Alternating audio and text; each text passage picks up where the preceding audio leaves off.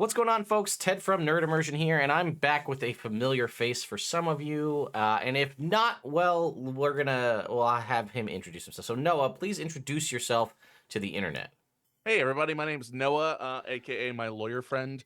I'm a lawyer, but I'm like a cool lawyer, representing content creators and tabletop creators all over the world, as well as publishers and developers and designers across video gaming and tabletop alike. In addition, I am also a professional GM and the GM of the Forgotten Paths podcast. So make sure you check that out at Linktree/Forgotten Paths. I'll have a link to that in the description. That's actually the main crux of what we're going to talk about here, because for the first time in what seems like the entire time I've known Noah, we don't have bad things to talk about, which is We nice. don't have bad. Knock on wood. Yeah, knock on wood. Happen in between recording. Yeah, you and know, release. I know. But no, so you may have heard of the concept of an amnesia campaign, or people may have called it other things. And it's a really cool concept. I think I first came across this myself on a Tumblr post in like 2016. Yes. And it's a really neat concept. So I'm not going to belabor it. Why don't you tell the folks, or at least from your perspective, and I'll chime in if I hear anything different, what an amnesia campaign is. Yeah, so an amnesia campaign, and there are many words for it, just as you described, but it's most commonly referred to as an amnesia campaign. And the idea is that your characters, as the GM, you've created the entire backstory. You create the characters that your players are going to embody, and your players figure out who their characters are and why they're in the campaign as they go along. They have no idea what their stats are, who they are, what lineage they have, anything like that, what class they are. And there's a lot of different variations, and certain variations you know more, and certain variations you know less. But the most true to the format is they have blank character sheets, and that's where they start at the top of the campaign. And as they go, they figure out who they are, what their backstory is, and why they got to be that way and beyond. So that's that again. That's the way I had always seen it described. Is the interesting part about like where people are like, oh, okay, so I'm this, and they write down like, oh, this is what my, I look like this, I'm this tall, I'm whatever it is, I'm a dragonborn. What? I'm a dragonborn from that Tumblr post. I'm a dragonborn. So like that's it. It's figuring out, oh, hey, I can use magic. Can I use magic? How do I find out if I can use magic? What do I do? Like it's that sense of discovery, so to speak, that I really, really love about it. Because think about it, Ted, if you don't know that you can use magic, how do you find out you can use magic? Do you just start throwing your hands out? Like start like just saying random words or syllables or something like that? Like, how do you figure that out? And that's a fun part of the discovery as well. Sure. So I think, and this is, I can already see the questions in the comments, so I'll ask this one up front. Now, it's the development of the character that the player will embody that is 100% you. Do you probe your players like, hey, we're gonna do this, give me a top 5 of things you'd be interested in doing? Or are you just like, this is all in your brain? Or maybe there's variations? So the way that I've approached it, and the way that I like to approach my table in general, is I always want to make sure that my players have an idea of what they're stepping into. Like, what do you like to play? What's your style of play? Obviously, what are your no-goes? What are areas you don't want to touch? Your standard, safety tools that you have around a table.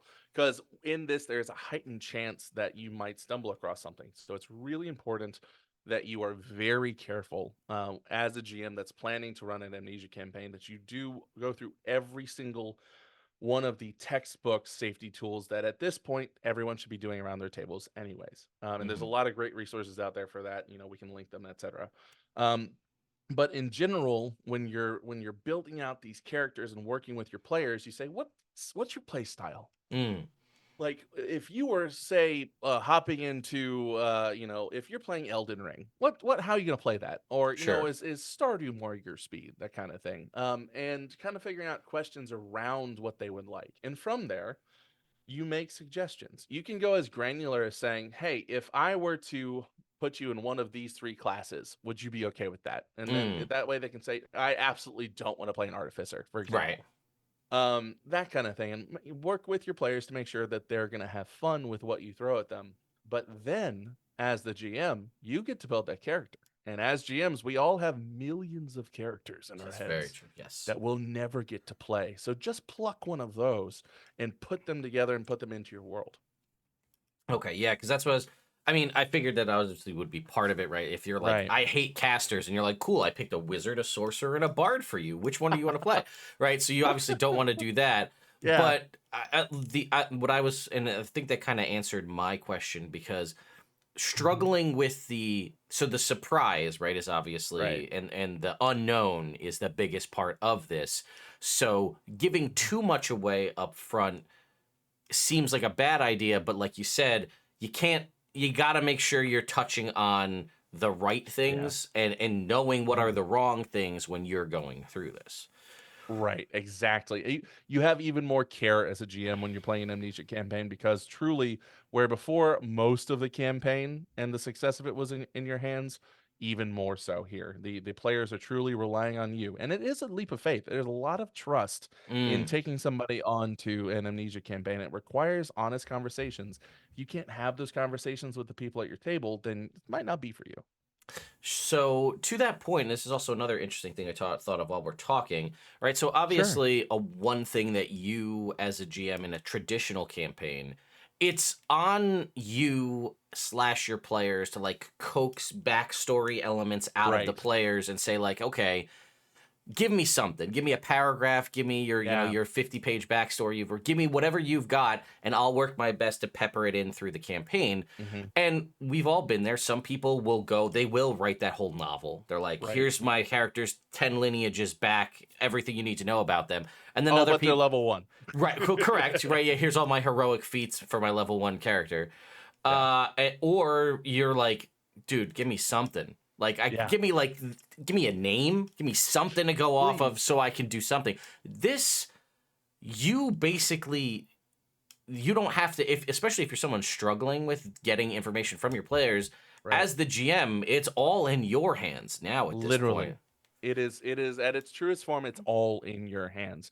That's why I think that amnesia campaigns are especially conducive to first time players or new Mm. players or people re-entering fifth edition where before previously maybe they were on second, fourth, or three and a half. And 3.5. God, I'm gonna have a million people screaming at me in the Uh-huh. comments about three and a Yeah. half. Yeah, that's fair. And so but so that kind of solves that issue as well because it allows you to reintroduce D&D to certain people or teach them for the first time. Because as they're filling out their character sheets, they'll figure out, okay, well, this is how my strength modifier plays into my attack. Oh, here's what my proficiency bonus is. Oh, well, there's the limit of my health. I'm down now. How do I get back up? And that kind of thing. This is how many hit dice I have, etc. And it really runs you through the entirety of how to play and how to use that first page of the sheet, which I like to call the math page.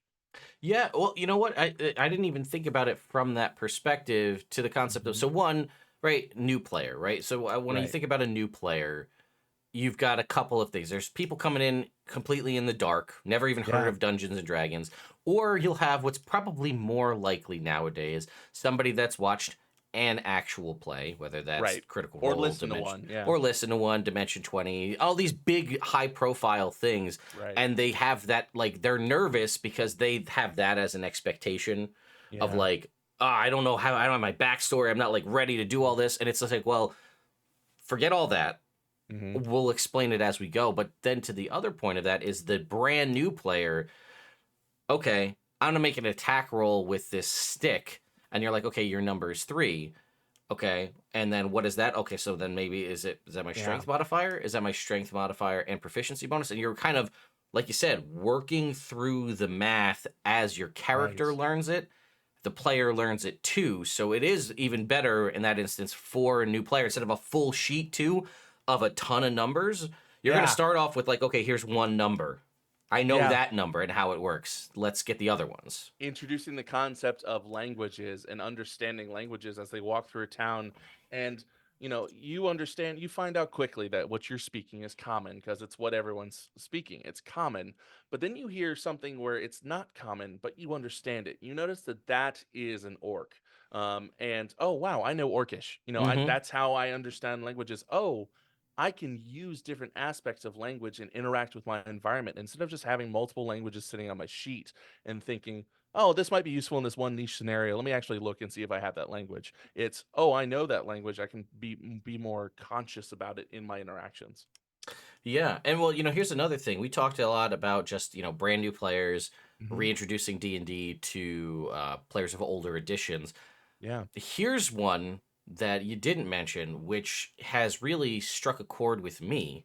Oh. Someone like myself, someone like you, someone who's played a ton of Dungeons and Dragons, someone that's probably experienced, I'm not going to say everything D&D has to offer, Yeah. because realistically that's you never know, right? The game is so No, varied. it's endlessly replayable. But if I have, say I live in a world where I'm not delving too far into crazy homebrew third party stuff, Right. I've played every class. I've played the subclasses that I'm interested in. I've played the lineages, races, ancestries, whatever Yeah. that I normally would do.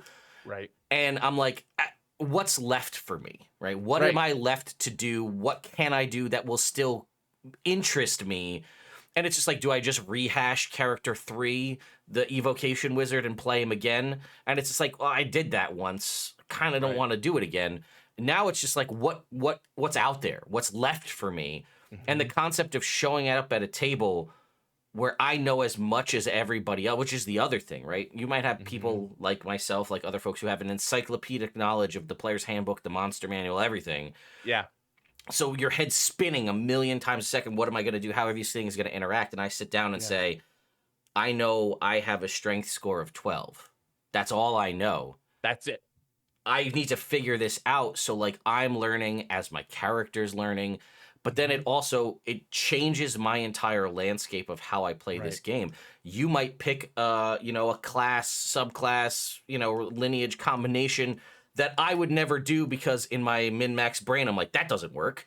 That's not a But good one. Like, for example, in Forgotten Paths, we had Edward Spence, an amazing role player and an amazing GM. If you've never had the chance to play with Edward Spence, please do. Edward Spence played a kobold fighter. sure. Right. Nobody would ever do No, it is a that. So, very and it has the opportunity. And again, if I were to sit down and play in your Amnesia campaign, what I would tell yeah, you as myself right now, I would say, I whatever you want. Just yeah, go as bananas as you want to go with this. good. I'm down for anything. I can play anything. I'll make it work. Just give me the best experience you can give me. Yeah. And then I also just get to show up and enjoy it for what Mhm. I learn in the session without having any of my predetermined, You get to do what you're best at, Mm. which is role playing. And this is kind of skipping ahead in our show notes, but what I love about Amnesia Campaigns is it takes the math, the stats, and the numbers out of the players' minds. Because think about it this way: Dungeons and Dragons character sheets are organized numbers first, and then your affiliations, your Mhm. features, your background, your appearance. Everything is on pages 2 through 4 Yeah. of that character sheet. It is a numbers first game. What I always want to do is get my characters out of the numbers, get my players out of the numbers and start role playing because it is supposedly the world's greatest role playing game. And so, if we're going to be role playing, I want to focus on that. So, amnesia campaigns I've found have allowed me to, especially with experienced players like yourself and the people watching this, people who know Dungeons and Dragons, it allows them to play a character Mm. and also figure out who they are. One thing that we found in Forgotten Paths was that, without spoilers, obviously, Mm. because I really would love if everybody watching this went and checked it out. It's such a beautiful thing to watch or to listen to, rather. It's an audio podcast. They were discovering their characters while they were figuring out who their characters were. And it was Mm. really interesting to see what elements of their past that I had written for them that they brought into the present and what elements of their present was already there in the past that they just latched onto. They created a person Mm.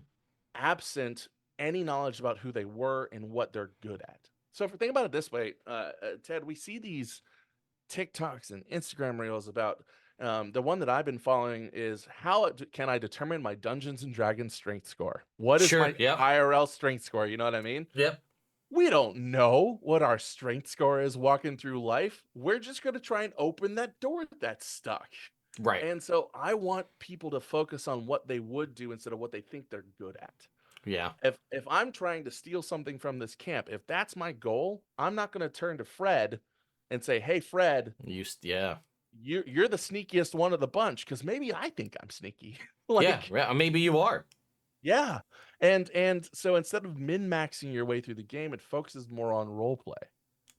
Yeah, no, like I said, this is definitely it's touching on things that I have experienced where I Yeah. do get locked up in either well, I go one of two ways. It's analysis paralysis on what I'm gonna play, Yeah. or devoid of creativity. I don't know what's gonna keep me interested in a game anymore. Right. And this takes all of that out of the equation, which is frankly refreshing for someone like me to look at that and say, hey, I just get to be me. And Yeah. like you said, I'm not going to be like, well, you're persuasive. You talk to him. Yeah. And then, I mean, it also allows for, and we'll probably get to this a little bit, but adjudication on the GM's part. Like, the players don't know who's got the best persuasion score, but maybe your Mhm. argument that you made in role play Mhm. was a good enough argument to do it. We're just going to take that because of how you role Yeah. played it, not because of what the numbers said. That's exactly it. And your numbers support it. Like, if obviously if you have a negative persuasion score, you've got to be really persuasive in your actual argument. Right. And it almost treats the sheet as more of like a guideline rather than a Mm, rule. It's interesting. I actually had the chance to pseudo argue with Brendan Lee Mulligan about this at Gen Con last year. very And nice. I went up to Brendan, and without telling him about Forgotten Paths, I'm so sorry, Brendan. Mm, I said, "What do you think about Amnesia campaigns?" Just mm, like full on bait. And Brendan said, "I hate them." And I was like, mm. "Oh, well, interesting. I run a podcast." And then Brendan said, "You tricked me."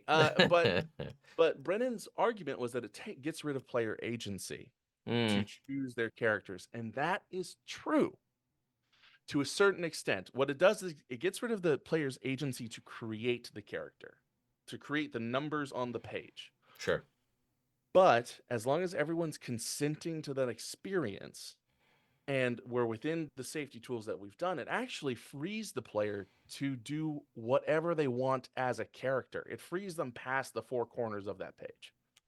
And Amnesia campaigns are really beautiful in that regard.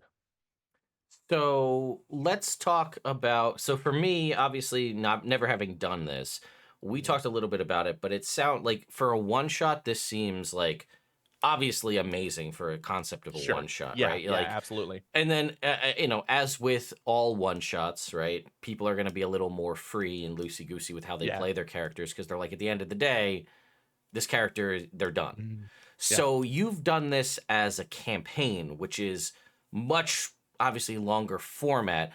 Right. Have you done this for a one shot? Do you have thoughts on the two different sides of things? Yeah, the way I see it is I did it for the full 60 episode campaign of Forgotten Paths. And before that, I did it for an offline homebrew campaign with, my wife, my best friend Austin, and, a bunch of our friends at home. That was 120 Oh, sessions. geez. Okay, so you've done the Yeah. long format to death. Yeah. But for the one shots, there's two things there. One, I've done it as a one shot 3 times.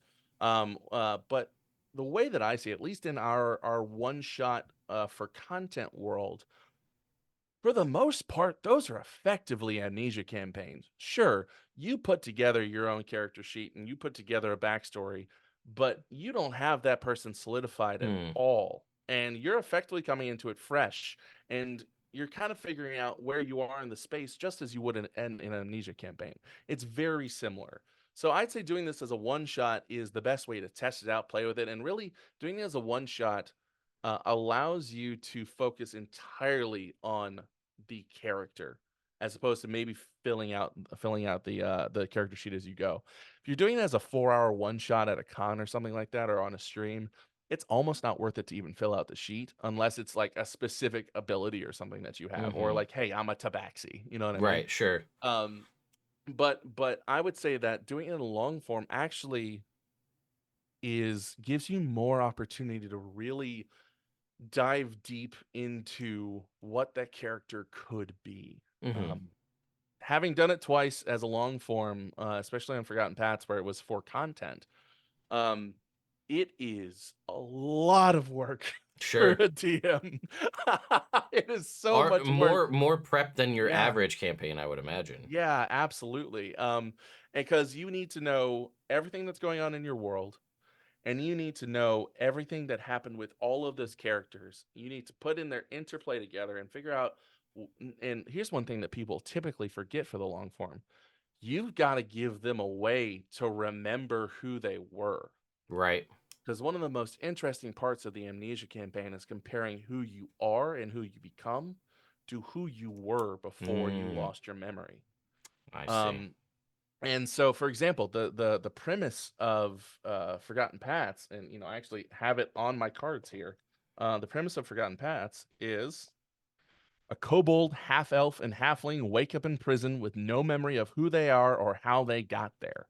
Mm, And I think that we spend 60 episodes figuring that out, and honestly, they didn't find out until the end. mm. And is And that how you usually end the campaign? Is when they figure out who they were, or how do you, or like, is it just become a regular campaign, or how does that work? so the way that we've done it in the each of the two campaigns that I've done long form for this, I was able to tease out the backstory and tease out who they were Hmm. across the entire thing to the point where there was a heavy emotional moment that happened right before the end. Like it's the here's all of the pieces of the puzzle. Here's all the stones in the Infinity Gauntlet. Now here's the final battle. Gotcha. Okay, very Um, cool. and it's almost it allows it's even more interesting if your big bad evil guy knows more about the characters than they do. Sure. Yeah, definitely. And so it allows you to have even more depth for this as well. So it was a really cool cathartic experience. What I would love to do at some point is to have it be okay. Well, we're 30 episodes in. You know everything about yourselves. Now what happens? Mm. And I haven't done that yet. And that's I think my next step for it. So so you've typically done it where like more or less close to the end, all the Yeah. pieces come together, and you're saying now Mhm. you figure it all out maybe halfway through or so, and now it's just like now you know all of the things, you have your Yeah. sheet in front of you. What happens next for these characters? Yeah, and another thing that I will throw in there is that as at least with Forgotten Paths, Mm, I used the memory and remembering device mm, as a way to explain them leveling up interesting. Oh, because okay. because in a way, if you think about it, the old joke is three people left town as simple farmers and they came back a month and a half later as gods. Yeah, You know right. what I Sure. mean? So in this case, my three adventurers, played by Sam Seam, Edward Spence, and Cat Scratch, three of the most amazing people I've ever made content with. They're absolutely wonderful. Make sure you check them out. Um, their memories returning to them leveled them up. Mm, And so that was my way of explaining, oh, the magic users have new spells. Oh, right. you have this new ability because you remembered it. It was revealed to you, that kind of thing. Very cool. So we talked a lot about the positives Hmm. of an amnesia campaign. It can't all be good. There's got to be some cons, right? There definitely are.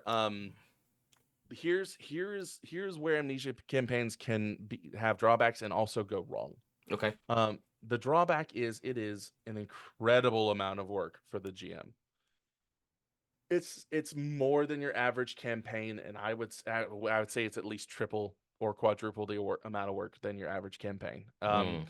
Putting all of that work in only to have it fall apart to the big bad evil scheduling monster could be one of the most crushing experiences you ever have.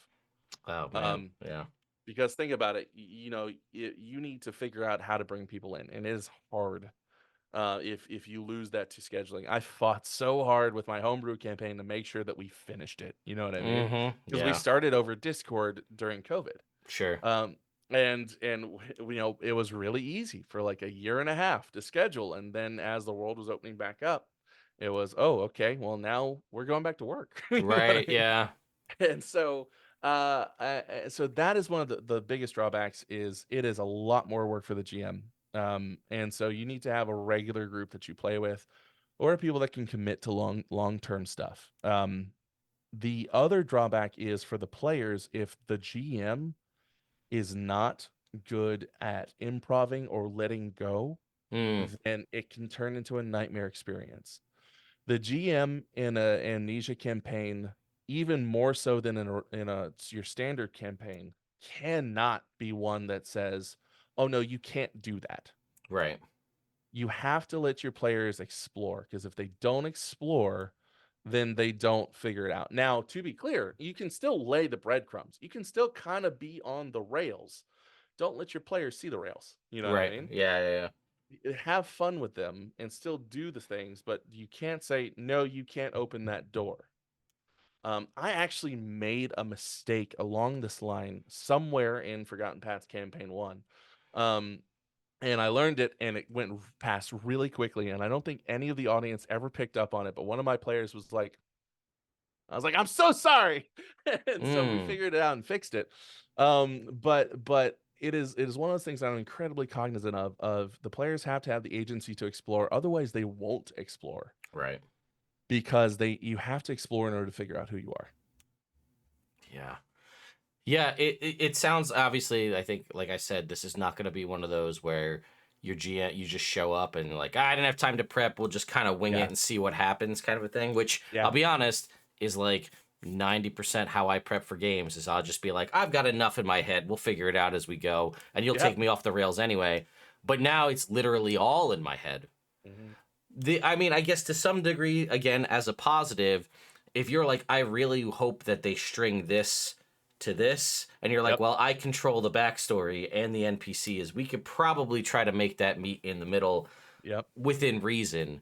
But ultimately, you still want to let the players do what the players want to do. So you have to be, Right. like you said, it's trust. That's really what it all boils Mhm. down to is you're gonna put trust in the players to take the hooks and the DM's gonna do right by you to set it up for you. The GM has to do the drip exactly right. Mm-hmm. And lead the players along to where you want to go. And you got to make it interesting. You know what I mean? It's got to be interesting hooks. To be clear, like I didn't show up to every session knowing this is how this is gonna happen. Right. But I did know, okay, this is where we're starting. This is where I want us to be in the middle, and this is where I want us to end. Mm-hmm. And if they follow these breadcrumbs, they will get to this end. You know what I mean? Mm-hmm. It's they will eventually get here if these dominoes fall the way that I've laid them up to fall. Now those dominoes could go sideways, Sure. but that's when we lay new dominoes. So it's very much in an Amnesia campaign. It's very much the old adage of when one door closes, another door opens, or you just reopen the original door because that's how doors work. Mm-hmm. Sure. And so you can always reopen the door. Got it. Is there anything else that you think people should know or you want to kind of lay out for folks as far as amnesia campaigns go? Yeah, Amnesia campaigns, a lot of people might think, based on the Tumblr meme or some of the stuff we said today, that the Amnesia campaign is effectively done when the character's character sheet's filled out. Mm.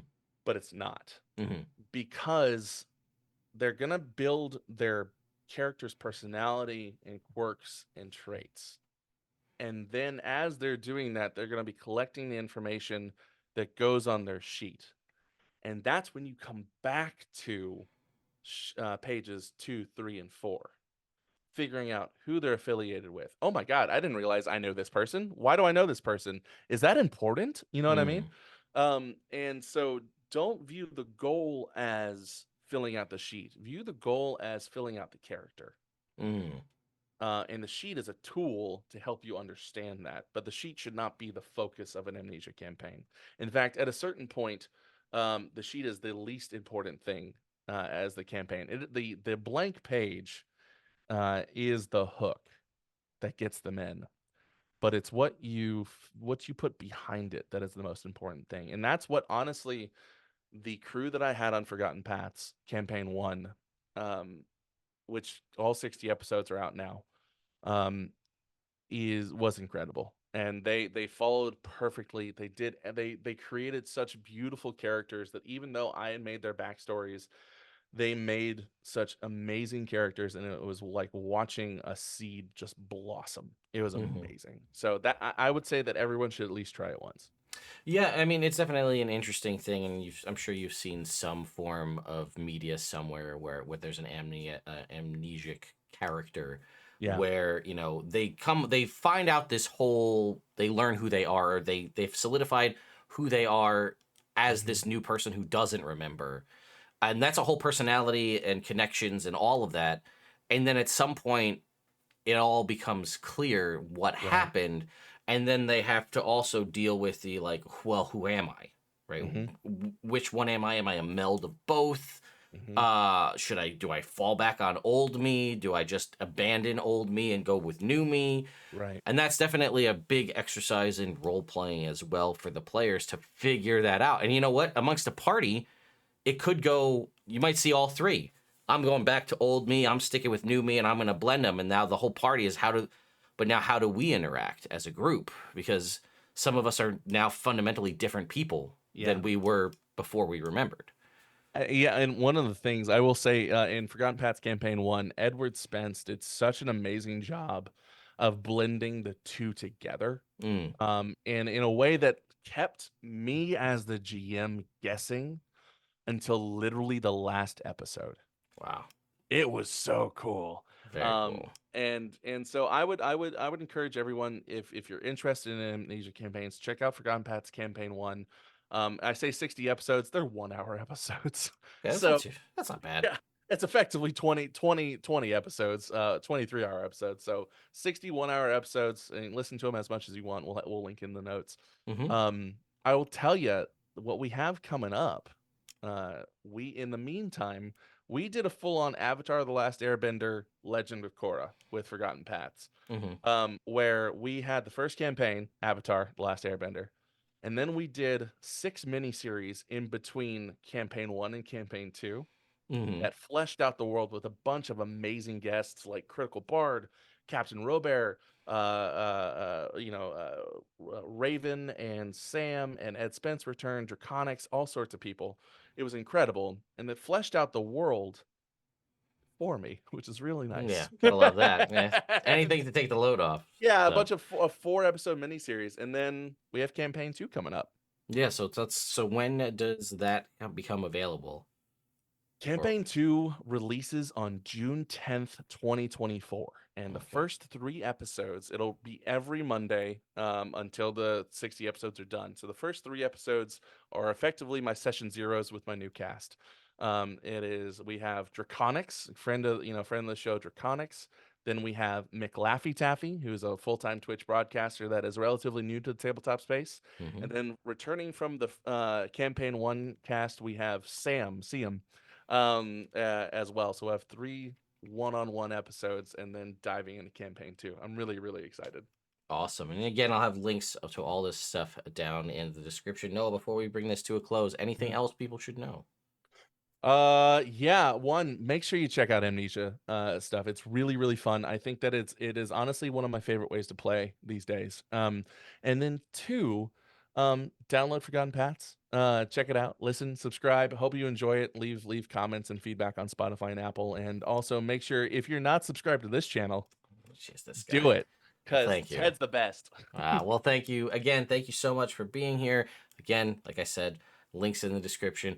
And you know what? Sound off in the comments if you've done an amnesia campaign Yeah. yourself, or if this maybe this was the push to get you to give it a try. Because I'd love to hear other people's experiences Mhm. on this as well, because it's such a wildly different concept than what most of us are used to. I'd be very curious to see what people think. So Me too. anyway, thank everybody for watching. Thank you all, and we'll see you next time.